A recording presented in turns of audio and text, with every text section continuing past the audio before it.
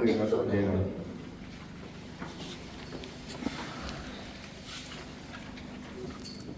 Baba wethu ayingcwele sesiphakameni ekhaya ezulwini.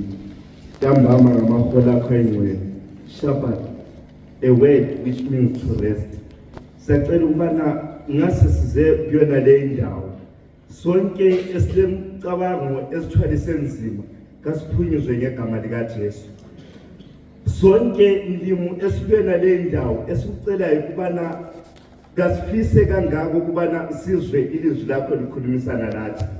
Ngoba isikhathi ingoma yathi ukubana isikhathi sesiphelile njalo futhi lezibonakaliso ziyathi esikukhulekelayo baba ukubana omthumileyo kangakhohlwa ngitho lokugodwa okumele akukhulume ufuna ukusindiswa omunye umuntu okwena le ndawo engikukhulekelayo baba ukubana ngale liyana langa when we shall march through the eastern gates ususithi yes the patience of the waiting saints kawungabi lo muntu oyedwa okuyena le ndawo ozatholakala engekho lokungumthandazo wokukholwa egameni elihle igama elingayihlulwa lutho lika Jesu Kristu amen.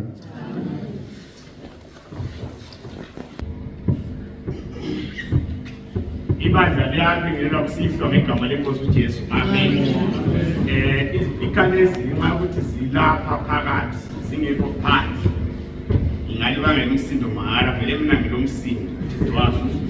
So first of all umsindo ngilawo ide ngilivange lomunye ngomtshina mhlawumbe ngabe siphandle engibey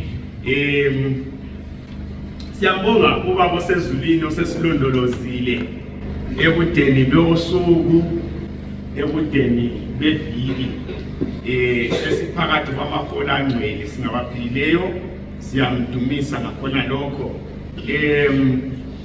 Ngibone phakathi kwethu lapha umngani wami angikwazi umuntu akafundisa uyavuma umngane uyavuma angikwazi kodwa umngani wami umfundisi uMaphosa le ntombi yakhe aliyamazi mina ngabona uhlala lapha mnandi uzwake isakhamuzi sala umngani wami omkhulu kakhulu. So sake sathi sikomunye umhlangano simixiwe kulamashona namandebele omunye ubaba owesishoneni ubona ngathi waye-expressa ukuthi uyajabula wathena ayikuzwa amanyukunyuku so akwazi ukuthi kutshoni but ngicabanga ukuthi kutsho khona oke ngikuzwayo lapho ngambona umngani wami umfundisi uMaphosa laphana asemamngeleni ngo-amen omkhulu. Siyabonga siyabonga kakhulu. Maqondana lezempilakahle namhlanje sizakhangela ku-Ministry of Healing chapter 23 kuthiwa wrong conditions of eating, indlela ezingayisizo ezokudla. Kwesesikhathi ukudla ku-right kuphekwe kuhle, by the way kusasa siyafunda ngokupheka kuphekwe kahle kule ndlela kule mgomo lembandela ukuthi kudliwa njani. Nango okokuqala, food should not be eaten very hot or very cold. Belama ukudla kudliwe kuchisa kakhulu kumbe kuqanda kakhulu. Suthi wabona ukuthi lana amanzi eswabilisa bese siwanatha nzima sesisitsha awakho la sitsha inkomo leyo uphephetha kuludubo ungobilisile awakho la. Belama ukudla kudliwe kuchisa kakhulu kumbe kuqanda labangani bami ukuthi masisitsha kumele ave sitsha athe ezandleni singavele singathi siyathi amsindo onzima kakhulu. Angilokhulu wami wesimayini nathi tiye eyakhe yayinathwa kwakuyitipoti lodengezi lwamalahla atshisayo wona lawana inathwa iveli khona pha emalahleni yakhona iyabe eyithulula ingaqandanga. It is out of order when it comes to healthy ministry evele ezulwini. Nothi yabodokotela bazokuthole lokhu esibhedlela ungafuyelazwa bakunika amaphilisi kuphela bakutshela ukuthi unathe ekuseni emini ntambama lokho asoze bakutshela. Kuthiwa khona if food is called the vital force of the system is drawn upon in order to warm it before digestion can take place. nxa ukudla kuqanda kakhulu umzimba uyathwala nzima usadalale ukuthi ukukhudumeze kuze kufike ku-level e-right ukhona kuyaqala kwenziwa njani ukugaywa. Ngifisa ukuthi sinanzelele okunye la angizange ngikukhulume lokhu kuthiwa khona umzimba womuntu ngumtshina. So ngendlela osebenza ngawo umzimba usebenza njengomtshina. So kuthiwa khona uNkulunkulu pledged ukuthi uzawugcina kahle umtshina lo ukusystem uright ufunctiona as long we abide with the laws of the health. Niyakwazi ukuthi abahamba ngezimoto sathi sihamba ngebhasi kudala kuZebuloni kaMaplanka safika eMessina laphana okuthiwa kuseSasol. Angazi ukuthi wayebheneni othela ufuel upetrol attendant wathela ipetrol. Lucky the engine was off. So uthela ipetrol esethela ama-40 liters ipetrol. Omnye umuntu wenza umnungu wathi hayi phela lapho uthela ipetrol. Do you know what happened? Wahle wamiswa ukuthela kwadrenwa kolokhela sokuthela phakathi sokuyinkinga lancedo le light akulilight akubheki light yona lemakhaya kayibheki yona lana imixture yepetrol ediesel akula any form of machine engakusebenzisa yimboza kwadrenwa to zero kwabizwa mechanic. Luckily ngabe injini yayiduma kwakuyabe sokubhodekwa enjinini kwamafilter kwakuya affect into eziningi but kwadrenwa i-tank to zero kwathelwa kutsha idizili. So ekuphileni kwabantu kulezinto ezingathela umzimba abantu bayathela ngabe sathela yayizahamba nyani ibhasi isahambisa lana idizili kuphela eclean kungavele kuqala kungena idoti sasizastaka ku-freeway emnyameni. So wena uyathela konke uyathela kuphela uyathela. Izolo sikumele abantu babesidla benatha abantu ijezi bayanatha kulama-coke kulama-fanta kulama-pepsi kulama-zero kulama-7 up kule-switch kule-dragon okunye vele kufaniswe udragon ngaphandle legama lakhona bayanatha abantu thola umsabathi u-elde ekhangele phezulu enathi idragon.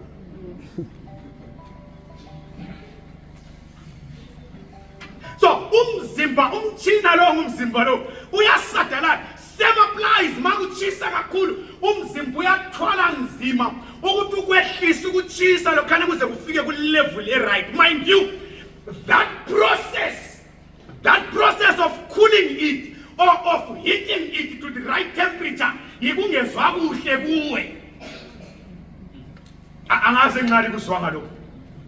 Now umzimba kona phana uzama ukuthi ucorrecte ama-errors owenzile angithi ngumtshina lo.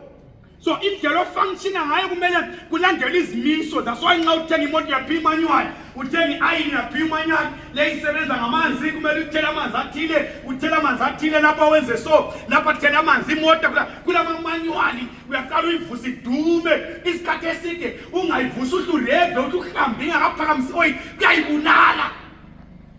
So lasemzimbeni yona leli process yokuzama ukuthi ikuqandisa ukudla okudle kutshisa kakhulu kuwe kungezwa kahle uqeda ukudla usazizwa kahle usuphonga ukuzamula uphonga kwamdambiyana umzimba uzama ukucorrecta. I-process yokuzama ukucorrecta umzimba uzama ukuzikanika yikugula kuwe. Manini ngidlule ngingakhempi kakhulu andasoviki yezempilakahle. Nansi indaba yethu yanamhlanje. Izolo sifundile ngecebo lokusindiswa uAdam lo Eva mabemi phambi kaJehova ready belindele ukugwetshwa. uThixo waqala ngendaba ezimnandi wathena uzavusa inzondano phakathi kwenyoka nowesifazana naphakathi kwenzalo yenyoka nenzalo yowesifazana.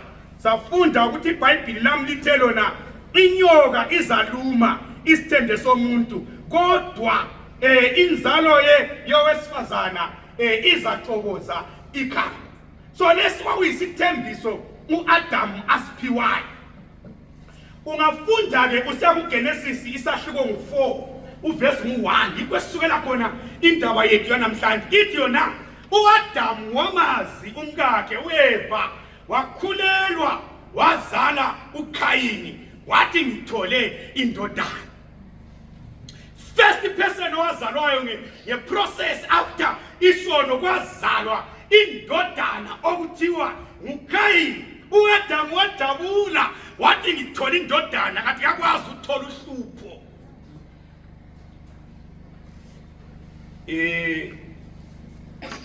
Besisemfeni eMantabho wathumayela umfundisi uMbani. Umfundisi uMbani wabala ivesi lami engangingayazi engimelana yiliyazi ethi umuntu ongumzali angazala abantwana babe banengi kodwa angodliwa kuhle angaphili kuhle angangcwatshwa kuhle lanxa efike umphunzo ongcono. Niyawazi umphunzo kuyini? Niyawazi umphunzo? So lithi lo iBhayibheli kawazi umphunzo nangowazi umphunzo barayi phela bawazi. Umphunzo lakho nokuthi nxa inkomo imithi endona ukuthi izali ithole lipheleleyo liphume lifile kwesikhathi kuyabe kungange speaker lesi kungaqedakali into engadliwa la izinja iyagqitshela ilahle. So umntwana ongala production ongala ncedo uthi umphunzo ungcono kuna. So uAdamu wazala indodana wajabula wathi ngithole indodana kuJehova. Waphinda wazala uAbela umfowabo. uAbela waba ngumalusi, uKhayini waba ngumlimi. Kwathi emva kwensuku ezithile uKhayini waletha kuJehova umnikelo wezithelo zomhlabathi. Naye uAbela waletha umnikelo kuwamazibulo ezimvu zakhe ezinonileyo. uJehova wanaka umnikelo wakhe kepha uKhayini nomnikelo wakhe akawunakanga. Wayesethukuthela kakhulu uKhayini ubuso bakhe banyukubala. Verse 6 uJehova wathi kuKhayini, uthukutheleleni na ubuso bakho bunyukubaleleni na angithi uma wenze kahle uyakwamukela okuhle na? Uma ungenzi kahle isono sihleze emnyangweni wakho ukukunqwanela kwaso kukuwe kepha wena umelwe ukusibusa. Verse 8 uKhayini wakhuluma kuAbela umfowabo wathi masiye endle. Wathi besendle uKhayini wasukela umfowabo Abela wambulala. Wayesethi uJehova kuKhayini, uphi umfowenu uAbela na? Wathi angazi, ngingumlindi womfowethu na. Verse 10 khona wathi wenzeni na?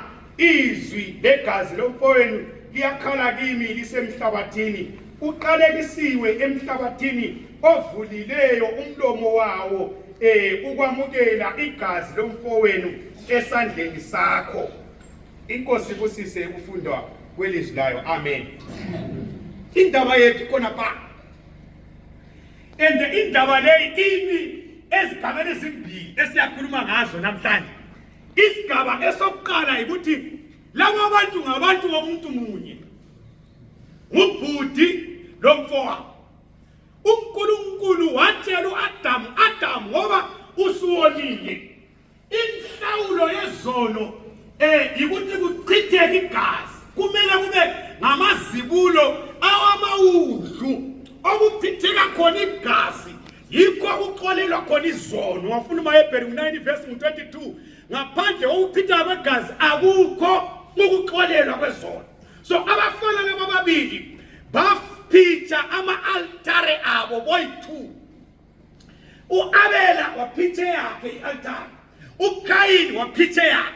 But uAbela walandela lokho uThixo ayemfundise khona, wanikela ngamazibulo awamawundlu.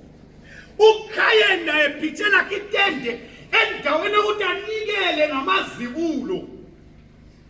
Wabuya lolude lespinach lekhabiji. uThixo athenga amazibulo amawundlu, yena wabuye ethwele uphoko nenyawuthi ku-altare lakhe. iBhayibhili lamithi lona uThixo wayikhangela iminikelo wawamukela oka-Abela kodwa wangawamukeli okaKhayini. uKhayini wabonakala ukuthi lento kayijabulisi kajabulanga. uThixo wananzelela Khayini awujabulanga, okwenza ungajabuli ukuthi kawunikelanga kahle, kawenzanga kahle. kwamukeleka kodwa ungenza kahle uza kwamukeleka endaweni yokuthi ayekwenza kahle waqhubeka esenza kabi. You know kunabantu abenza kabi but aba expect ukuthola kahle in return.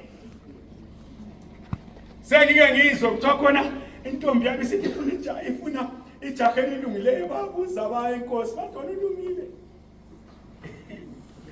Ulungile wena ufuna ijaha elilungileyo, ufuna intombi elungileyo wena ezithobileyo eziphethe kahle, uziphethe kahle wena.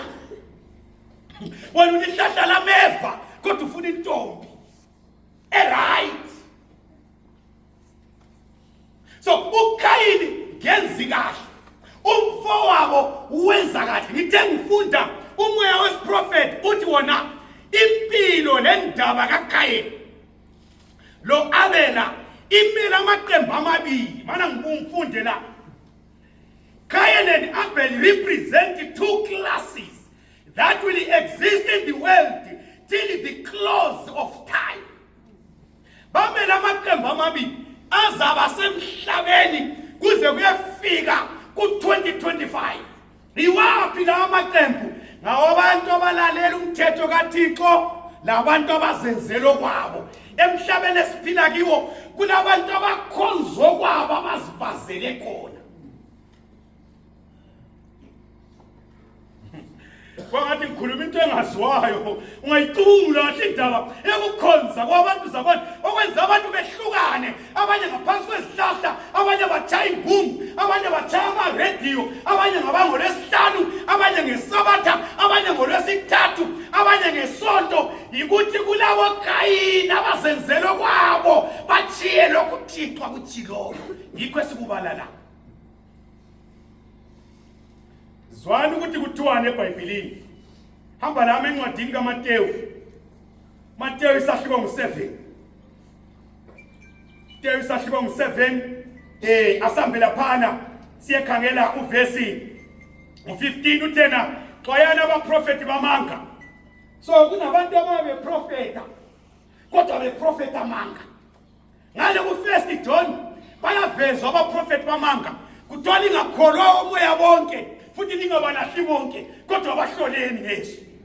Bese lisithi lo mprofeti onjalo umkholweni ngokaThixo. Ngiyabezwa abaprofeti aba these days babhoda abanye bekuthiwa umprofeti wase-Afrika. Yakwazi abakuthiwa kuyini? Bathi bona uJesu wazalwa waba ngumprofeti wakibo eMajudeni. Lapha e-Afrika kumele sibe lo wethu. So bayamkhupha uJesu. Bangavele bakhuphe uJesu kupicture yokukhonza. That's a proof yokuthi that's a false prophet. Sibe ngitsho njalo leBhayibheli. Umprofeti kumele avume okubhala kuJohane ngo-1 verse 12 saku-14. Weza ulizwi waba inyama sambone ehamba phansi njengabantu, inkazimulo yakhe injengoyozelo yedwa kayise. Prophet kumele avume lokho. Okwesibili okubaliswa laphana, umprofeti amele angakhuluma into zelizwe, amele angakhuluma into zomhlaba. Kuthi umhlaba labo baprofeti uyabezwa ngoba ngabasemhlabeni bakhuluma kwasemhlabeni. Mina ngeke ngaba sesintwini okusithi kungafuna umuntu baphuma abadala bayebuza. Kwenzakala kabili kwenilanga bahamba bayabuza, bahamba la emthakathi kwafika kwathiwa lizonilinga yathinga inyanga. Okwesibili bamchiya kwathiwa naye nimchiyileyo nguye. You know what? Manje siya enyangeni lihamba lizwanana lixoxa, selibuya lisakhulumisana ngoba omunye phakathi kwenu usebanjiwe. Selikwazi ukuthi umuntu ofileyo ubulewe nguye. Kanti ukhamba la usiqhuba usadala kangani? So nxa usiya enyangeni usuka abantu bakhulumisile, mawusuphenduka lisazwana. So abaprofeti abanamhlanje nawo uvuke ekuseni usiya kumprofeti ukhulumisa abantu omakhelwane linatha lonke itiye, usiyaphenduka lisazwana. Ama-contents abakutshela wona abaprofeti banamhlanje yiwona lawana afana naye akhulunywa ezinyangeni. Kuyafana bakhuluma kwasemhlabeni. Gabalanto abangayikhuluma ngoThixo manje like ngitshele ngomprofeti umprofeti umephakala phakathi kukaJehova lebandla ubiza ibandla elibizela kuJehova imessage yomprofeti yikuthi phendukani liphendukele kuJehova babe sitho njalo abaprofeti boElijah bafika kwinanga ibandla likhonza uBhali bathi kwaze kube nini limbhaqa mbili na mawuThixo inkosi umkhonzeni mawuBhali kunguye umkhonzeni umsebenzi womprofeti udonsela abantu kuThixo ayikhona ukumbembereja ukukhuluma kuthakathi kwabantu akukho eBhayibhelini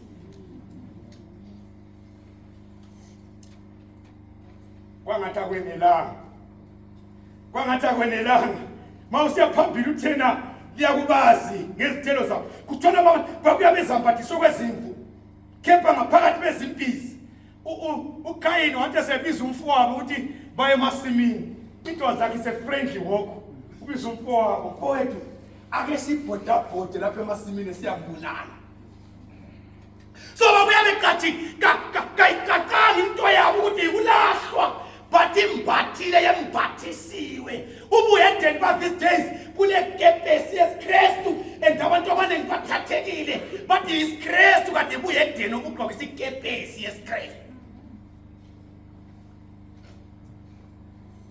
ngaphakathi bazimpisi eziphangayo swali ukuthi kuthiwa niyakubazi ngezithelo zabo itsho njalo iBhayibheli thola umuntu ngumfundisi wechurch labafazi bayi6 ukhombise church uthatha khonapho labantwana kulotsholwa ngubishop uhelisile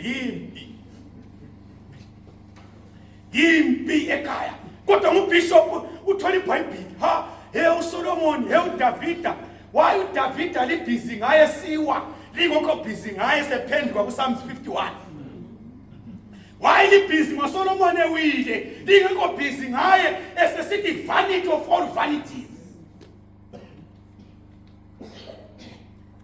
bese lisithi ke iBhayibheli lami mawusiya phambili verse 21 asibo bonke abashoyo kimi ukuthi inkosi abaza kungena embusweni wezulu kepho wenza intando kababa sezulwini zwana uverse 22 zwana ku22 muzwe kahle abanengi bakuthi kimi ngalolo suku unkosi asiprofetanga yini ngegama lakho sakhipha amadimoni ngegama lakho senza imisebenzi eminingi eyamandla ngegama lakho na khona ngiyakufakaza kubo ngithi angizange ngalazi sukani kimi labenzi bokubi zwani according to this verse ayakhutshwa amadimoni ngegama likaJesu ezulwini bengaziwa kubhalwe kuphume kuma-TV kube le channel efakaza ngokukhutshwa kwamadimoni abanye bazwakale betestifya ngangelamadimoni akhutshwa the process is not known in heaven ngeyalapha ekuvala abantu amehlo and mind you ungarojwa ungaboni ukuthi urojiwe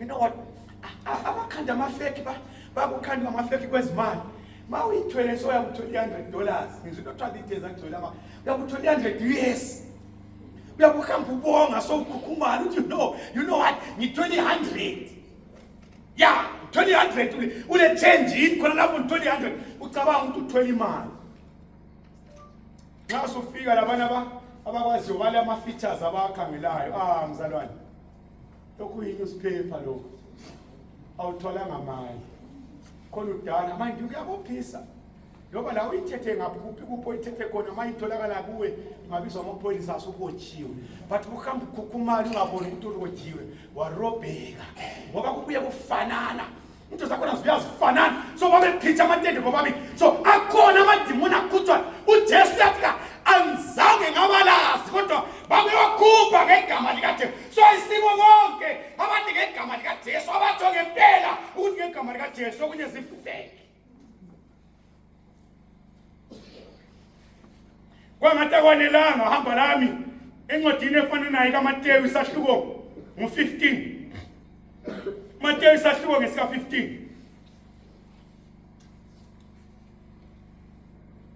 Mateyu isahluko ngesika-15 uverse 8 lesi sizwe singidumisa ngendebe zomlomo kepha inhliziyo zikude nami bangikhonza ngeze befundisa imfundiso eziyimilayo yabantu.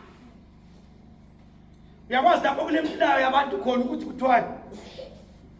Kabe kuthiwa oh lina ke nje alihliwo nje thina yethu church thina thina siyadla. Othina ngobani kanti iBhayibheli likhulumile? Othina ngobani? Lina ke nje le msebenzi nathi nasivuka swatsha thina. And mind you, abantu ngoba bathanda izinto ezilula so ezibuyekethe so ezokuthi nje loba ufuna uyahamba uyethethela uyechecha kulandaba, people will easily flock there. Xa uchama radio abantu bedlala isizinqe kuthiwa badurusa uJesu kuvuka imizwa. Can I tell you something? Kudala amachecha ayemaluthwane kodwa ubona kwakusezingeni eliphansi. Khathesi amachecha asemanengi ubona kusezingeni eliphezulu. Why? Once omama bagida bedlala isizinqe kulo moya ovukayo ngasuka koThixo, kwakuThixo uvuswa yikugida. So abantu bayarobhe once omama bagida. Yeah, and bakhetha ukubonga udansa nje omama, kuyakhethwa abalemzimba emikuhle abayagida kuzwakale kuthiwe kunyakaza uSathane phambi kwebandla. Bethwizile bengokunye begqoka okunye kushaya ama-radio kudume kule mizwe evukayo nxa sebentamaza sebethayiza indimi aziveli kuThixo. Indimi ezakhulunywa ngabaprofeti ngabafundi bakaJesu zazisaziwa. Uyafunda kuhle ku-Acts 2 nxa kwakungaba namhlanje kwakuzaba lamakhalanga but hayi abantu laba ngamaNdebele kodwa isikhalanga sesizwile. Nxa kwakulamashona babegani abantu laba ngamaNdebele kodwa isishona sisizwile. Abebhinga kulindisi but hayi labantu ngamaNdebele but isitonga sisizwile sondimi ezingazwayo. Twasibhayizisa uSathane yiluphi ulimi ongalukhuluma olungaziwa nguSathane waxotshwa ezulwini. What language can you use? Engaziwa nguSathane wena lapha emhlabeni umemeza izinto ezingekho. So khona phana ngabe githi kule moya evukayo kungagidwa vele kulo moya ovukayo okaThixo zange wavuswa iRadio lanini. Funda iBhayibheli.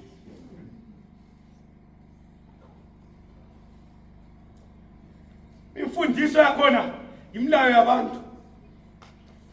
Hathi nakula ndaba yethu ichurch uyathatha wesifuna umfazi edle ungamjolanga ngaphandle ungamveza ngeke. Thina yethu linali angithi elethu isabatha yes ngelenu kodwa lika Jehova akuthiwa ukuthi any of the days kodwa kwathiwa the seventh day. No wonder no matter kuSathane so avoxa ngoba labo Monday Tuesday kwakungekho. iBhayibheli le first day, le second, le third, le fourth, le fifth, le sixth, le seventh day. First day you're done. Ngabakho abo Saturday, Sunday, Monday, Tuesday uyegugla ukuthi ngamabizo abobani khona ngale uvela khona amabizo yikho ngakibo kaKhayini. Enduthi sesenza ngabomo wabayeke nabavoxa abafuna ukuba kwazi still lokho ekuchayiwe nxa befuna ukuba kwazi. Ensukwini ezilandelayo khona kule Friday eyazwa ukuthi Jesu wafa ngayo, kule Sabatha eyazwa ukuthi wayesengcwabeni, le Sunday ekuseni ukuthi usevukile. So kuyazakala ukuthi Jesu esifa kwakulusuku lokulungiselela. NgeSabatha waphumula engcwabeni, ngeSunday ekuseni ngosuku lokuqala lweviki wavuka. So iSabatha ila confusion ngaphandle ufuna ukuziconfuse. Yambabona nxa sefuna ukugqoka idoti yabe igqoka idoti umze sebuza ukuthi nginjani kodwa ke ngiphethe manginje ungavele ubone sokusiba lo mbuzo vele ubhedi ke vele kurayida ukuthandabuza lawo uphuma uzihambela kulambuzo ungabona sofuna iclarity sofuna ukubuzabuza emaceleni. Iqiniso liqiniso, ibhatha lihlohlwa, uchagwa luthelwa kuthukela. Iqiniso ungazuli support ungazi ungalisupport. Iqiniso liqiniso. uJesu wathi ekhulumile wathi uNkulunkulu ngumoya, abamkhonza kumele bamkhonze ngomoya nangeqiniso not ngemizwa. So litsho njalo iBhayibheli lami lithona bakhonza ngeze imfundiso abazifundisayo zifundiso zabantu. Ungahamba uyefunda kuhluwa Isaiah kwaphana ku-chapter 6 no-chapter 7 uthena ngesuku zokucina abesifazane abangu-7 babamba indoda eyodwa bathi sifuna ukugqoka kwethu ukugqoka sidlo kwethu ukudla siziphilela umathanda sifuna ibizo kuphela elokuthi kuthiwe singomkakho sithathele ubuhule buyayangisa ufuna ukubizwa amahule sifuna igama lokubizwa ungayifunda kahle abafazi abangu-7 akumangalisi uSolomon wayele 700 abasemthethweni le 300 omakhwapheni a total of 1000 inamba emangilesa manje 7 incane the prophetic abesifazane abathi kuJesu ubuhedeni buyayangisa sakhula kuchawa idandanda lengungu asisakufuni sicela ukuthi sibizwe kuthiwe singamaKristu siyazigqokela umathanda sithatha umathanda sidle sikufunayo lehotshi sizadla kodwa sifuna i-umbrella kuphela eye-Christianity kokugcwele ngaphansi kwesihlahla kubotshelwe amalembu agcwele uphume lapha ngamalembu kubotshelwe ngamaflegi kuyaphapha baphiwa amasawudo izigubhu izinqayi amaqhela abawathandileyo amalembu amhlophe ayi-blue imenyu yakhona kayikho encwadini engcwele encwadini engcwele kulalokhu kalikhweli igama ngaphansi lapha emhlabeni esingasindiswa ngalo ngaphandle kwegama likaJesu. There is no man of God.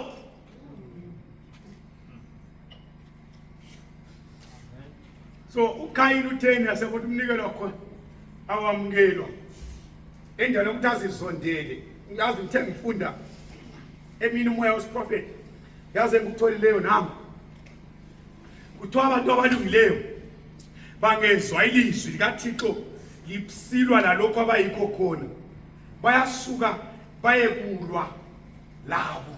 They fight themselves so that they fit according to the Lord's way. But thoba ngafuna iqiniso kuKayini basuka bayekulwa lalabo abathuma iqiniso. So enjalo ukuthi alungise lokho kukuye kafuna ukulungisa lokho ufuna ukuhlale lakho abese khothoza laba abaphethe iqiniso. So ekugcineni khona kuyathiwa laba abantu abalutshwane laba abangafuni ukucomply yibo abadala uhlupho babe sebezingelwa njengalokhu uKayini wazingela umfowabo. Siyabe sesifikile ekugcineni kwezinsuku. Ngifuna ukugcina ngalokho ukuthi okwenza uKayini wabulala umfowabo nanga iBhayibheli likhuluma ngokuthi abantu kumele bathandane. Verse 10 oka 1 John chapter 3 uthena sikubona ngalokho kulabantwana bakaNkulunkulu labakaSathane. Unfortunately abakaSathane abavumi ukuthi ngabakaSathane kodwa babonakala ngezenzo zabo. Ande wathi amaSatanist kawame egcekeni aziveze ukuthi nasi ngamaSatanist bayala mina nyangilwe la labanye abantu uzothiwa khona umuntu lo ngumthakathi kodwa akakwazi yena akakwazi kusuku uloye ngaboni kasiboni kodwa emini yabe basongela abantu idlozi lapho nalingekho kodwa kusuku ukuthi uloya ngedlozi babalekele responsibility lokuthi indaba yabayayazi. Sikhula thina emadlozi ngabantu ababelamadlozi ukuthi wena akakwazi ukuthi ulamadlozi kodwa abegqizile kodwa abanye abagqizanga yena ngogqizileyo kuthiwe kangene kulesidumbu khona ngoba ulezinoko kanti omvimbelayo kangeni yena himself nxa ebona kuboleka ingungu lungiswa amahlawayi kuyabe sithi uyagidubana. Abantu bayacathela izinto zabo masezisenzakala bacatshe bathi kabakwazi bayakwazi. So ekugcineni abantu abame eqinisweni likaThixo bazazingelwa. Mind you, can I tell you in passing uJesu abakhe soze abathathe bevuke ngutsheni embhedeni amafantasi bevuka so bezelula kuthiwe nansi inkosi esikade siyilindele uyefunda kahle babe besegangeni behlutshiwe kwaphuma izincwadi zokuthi kababulawe bayabe besegangeni besezintabeni. uJesu uyabathathela ezintabeni behlutshwe nguKayini khathesi athi basakhuluma bengalwanga basakhuluma ukwenza bakuzonde kwesikhathi emsebenzini usuthola umsebenzi ukukhanya ukuthi wena hayi mina ngesabatha hayi angizukwenelisa ukubuya ngesabatha bakuzonde kukhana bakuxothele khona ukhanya emsebenzini usokolele khona ukhana kube yikho zathwala nzima ngenxa yakho usesengama-highlights njalo ukuphitha ebantwini abantu abayekeli ukubuya echurch ngenxa yokuyahola i-cooking oil i-750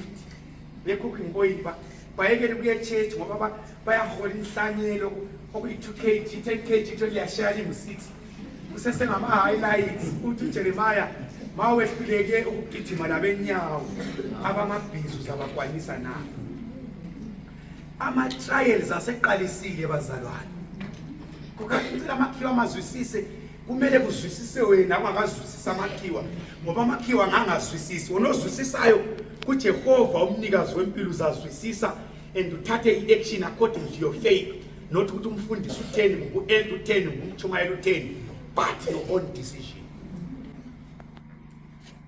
Ngifuna ukufunda le quotation bese ngihlala phansi kuthiwa khona Abel's life of obedience and unswerving faith was to gain a perpetual reproof. Everyone that doeth evil hated the light, nay that cometh into the light, lest his deeds should be reproved.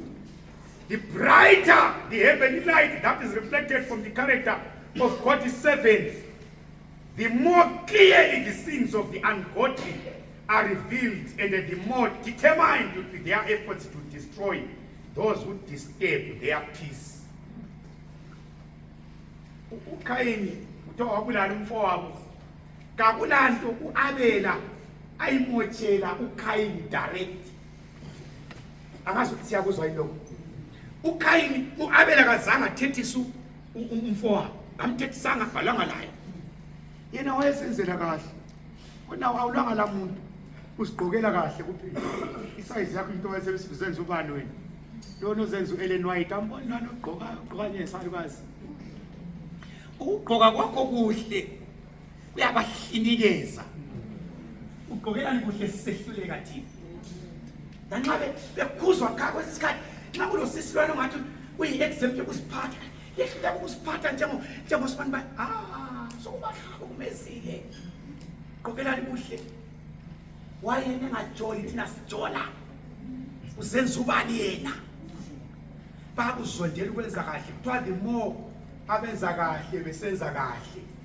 kuchiya laba abangenzi kahle belokhu bekhamisa ngabonga amandla kungenzi kahle lokho kusasegcekeni noma usutshadile umtshado ongcwele lwana lele ngekho izolo ukulala kwakhe ngekho usawunda kakhulu nxa sesibuye emtshadweni walo otshadileyo isawundi yakho niya incencetha ngamandla izwala ngamandla sokwenza uKayini wasembulala umfowabo ucina ngalokho inkonzo yakusasa siyakhuluma ngakhona lokho ukuthi uAbela wafa mawukhangele ngelihlo lifitshane zathi ukukholwa kuyaluzisa khangela uAbela sefile nxa kwangaba yinto ekhulunywayo ababe bengakhuluma sahlala simtshela uAbela into zakhe zokugcinisa batha etshona izenzo olungileyo kena ngathi ufile kungathi uAbela ngokufa kwakhe waluza kuyakusasa uzobona ukuthi ekufeni kukaAbela kule wini yiwini nxa izinto zingahambi kahle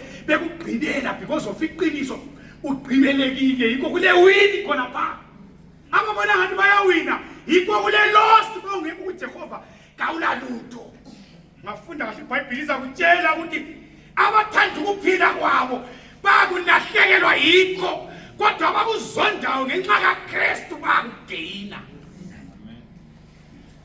umhlabela besehlabela athena kufa ifuma kana ndafa mwawoko embonisi ukufa inotho khona bona likhala ligibika lisenza ibody viewing lisiyamgqibela uveve likhala libona ngathi wehluleke uPaul uthi inotho nxa ngifele enkosini yikho lapho kwelesiKristu sethu ngifuna ukuvala inkonzo yanamhlanje ngivala ngokuthi umi ngaphi wena as far as umnikelo kuJehova is concerned. Cela ngitshele ukuthi nxa kulabantu abalohlupho abanye ibona laba abakhonza kudala liyakwazi ukuthi abantu abakhonza kudala ababekhetha iBhayibheli nxa kwakungaba khathesi wona lawa amasabatha asilama-elders yona le ibhodi iyobhekisa nedrini yakhona ababethela uJesu baze bathi akulunganga ukuthi isidumbu silenge shuwa ngesabatha bebelela umnikazi walo isabatha bamgcinele bamrejectela khathesi bakhona abalokhu belindela umesiya ozazalwa yini sesiza ngokwesibili. So wena le nkonzo ungayifuqele ebantwini abaseceleni kodwa iqondane lawo engeke kukhona okuzileyo kusihlwa othe mawusizwa weza ukuthi lokhu kuqondana lalo yiyo injongo yena le nkonzo yakusihlwa uma sikhuleke. Mfundisi uMaphosa uzasithandazela buya mfundisi.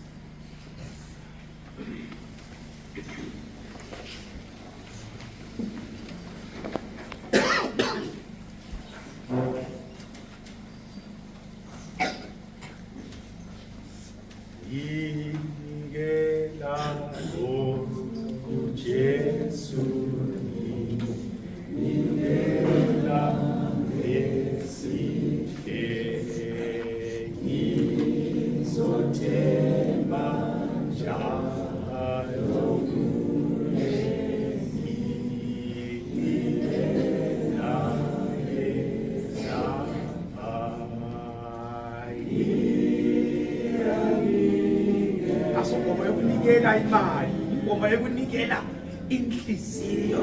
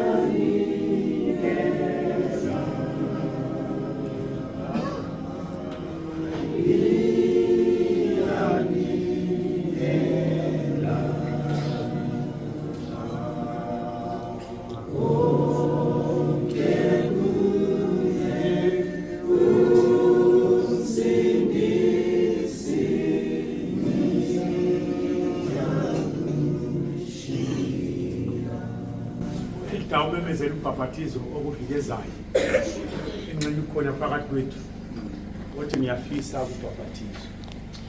Sizafunda phakathi kweviki umnikazi wezulu uJesu Kristu ngokwakhe wenza lesi simemezelo wathi ngiqinisile ngithi kuwe nxa ungazalwanga ngobutsha angeke ulibone izulu, angeke ubone umbuso wezulu. So uthi wena ngiyafisa umbhabhathizo ozayo angaboni kahle ingcito zama zikakhaliphi zimanjani kodwa isinqumo ngaphakathi ngilaso namhlanje esokuthi mina ngiyafuna ukubhabhathizwa. Ngokuqala ngokwesibili it doesn't matter. Thixo mayebuzwa sabela phakamisa isandla sakho umfundisi akubhale emthandazweni. Ukhona yini oyedwa? Phakamisa isandla sakho uthole ukuthandazwa. Khona yini oyedwa? Khona yini oyedwa? Khona yini oyedwa? Phakamisa isandla sakho. Phakamisa isandla sakho. Lana kumfundisi ethandaza uvunyelwe ukuthi uphakamise isandla sakho. uThixo osezulwini obone kusithekeni uzakuncedisa ukuthi besobala nawe ibali nabasindiswayo. Asikhulekeni. Baba wethu osekhaya ezulwini, siyabonga kusihlwa emaholeni angcwele leli thuba lapho sibizela ngakuwe ukuthi sixolele izono, sithethelelwe, sisindiswe. Siyabonga Nkosi, ilizwi lakho eselifike kithi siyalamukela, sihlambulule ngalo, usingcwelise ngalo. Siyabonga Nkosi ukusithungamela kuze kube lapha. Usukhulumile kithi, siyancenga ukuthi umoya oyingcwele ufithizele enhlizweni zethu leli lizwi. Sifunde, siqine, sikhule ekuhambeni lawe. Sikwethembe, siyanikela, siyahlabelela nje manje ukuthi siyanikela konke. Sinikela inhliziyo zethu ezonakeleyo, impilo yethu engcolileyo ngakuwe. Sicela usigqokise ukulunga kwenkosi lomsindisi wethu uJesu. Sithethelele izono, sesizijayela izono, sesiphila kizo. Sicela Baba usikhiphe, sisizonde isono ngitsho lokubonakala kwaso. Sibalekele ngakuwe, sinike Nkosi ingqondo kaJesu. Sifundise ngoJesu umsindisi wethu. Sinika amandla amatsha, sibizwe amadodana lamadodakazi ombuso wakho. Ngempela siyibo.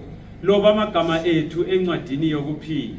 Sisuke ekamu likaKhayini, impilo kaKhayini sisuke kiyo, sibe sesihamba endleleni eyiyo elungileyo. Ngokusinika amandla amatsha, amabizo amatsha, inhliziyo lengqondo entsha namhlanje Nkosi. Nxa sisuka ke ethempelini lakho khonapha njengoba sukhulumile, sicela Baba ukuhamba ngendlela eqondileyo, indlela ehlambulukileyo. Thintithi sono, sifunde ukwethemba, sifunde ukuhamba ngelizwi lakho. Loba Nkosi abantu abanengi beyeyisa ubungcwele bakho lempilo yezulu, thina sicela usifundise ukukuthatha elizwini lakho. Lanxa kule pressure enganani, lanxa imajority eyomhlaba lelizwe ikhetha ukuphambana lawe, ukusuka kuwe, sicela usifundise ukulalela ilizwi lakho. Sinikela konke, sinike ke uJesu, siphile ngaye.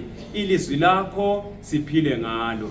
Sicela ke sokuphelile konke, uJesu ebuya edabula isibhakabhaka esehla. Sicela sonke silapha esizwe ilizwi lakho. Sicela amagama ethu afunyanwe elotshiwe encwadini eyokuphila. Sonke ngitsho lenceku yakho osebenze ngayo kusihlwa. Siyabonga. Sicela nxa sehlukana, hamba lathi, ungasuki kithi, zakhele empilweni zethu. Silethe njalo ekuseni sizokukhonza, sizwe ilizwi lakho elihlambululayo. Egameni elihle lomsindisi uJesu siyakhuleka. Amen.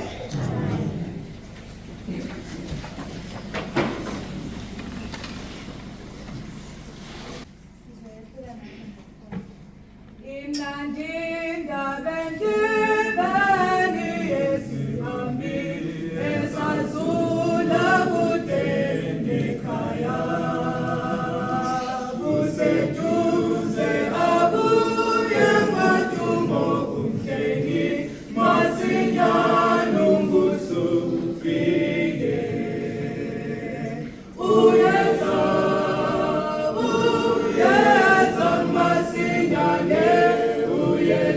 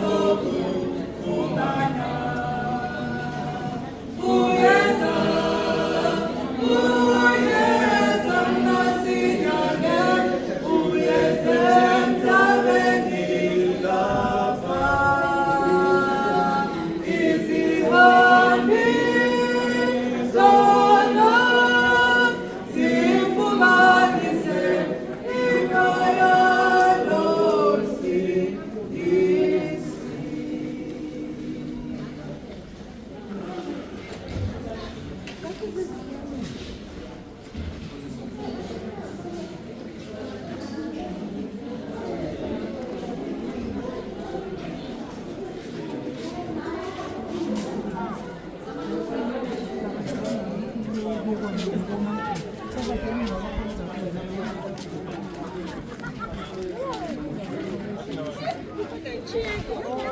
no, I know.